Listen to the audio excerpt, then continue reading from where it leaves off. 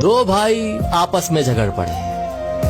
साथ ही उनके पापा खड़े सब देख रहे थे और जोर जोर से हंसते चले जा रहे थे। अब झगड़ा किस बात पर हो रहा था? 4 बेडरूम के मकान को लेकर प्रॉपर्टी का मसला था। बाप को हंसता देखकर दोनों भाइयों से रहा नहीं गया और बोले, पापा आपको क्या हुआ? हम लड़ रहे हैं और आप हंस रहे हो।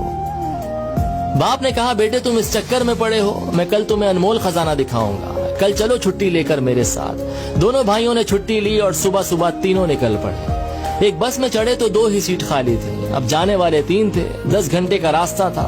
कभी एक भाई पापा के साथ बैठ जाता, दूसरा खड़ा हो जाता, तो कभी दूसरा बैठ जाता, पहला वाला खड़ा हो जाता, और इसी तरह सारे रास्ते एडजस्ट करते हुए चले गए।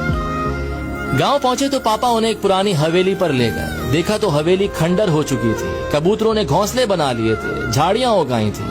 ये देखकर पापा इमोशनल हो गए, रोते चले जा रहे थे और उनसे कहते चले जा रहे थे कि देख रहे हो हवेली, इस हवेली में तुम्हारा बचपन बीता है। इस हवेली के लिए मैंने अपने बड़े भाई से लड़ाई लड़ी, एक दूसरे को मरने मारने पर उतर आए थे, जैसे कल तुम लड़ रहे थे।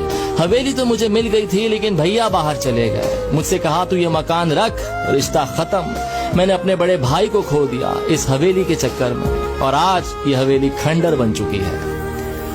तुम दोनों इसी तरह लड़ते रहे तो मकान तो खंडर हो जाएगा, लेकिन रिश्ते हमेशा के लिए खत्म हो जाएंगे। जिस बस की सीट पर बैठकर आए हो, क्या वो जिंदगी भर के लिए तुम्हारी हो सकती है? तो बेटों ने कहा, नहीं, क्या बात कर रहे हैं, बस में तो सवारी बदलती रहती है। तो बाप ने कहा, बस यही लाइफ है, सवारी बदलती रहेगी। जो चीज थोड़ी सी देर के लिए मिली है, उसके लिए झगड़ना बंद करो।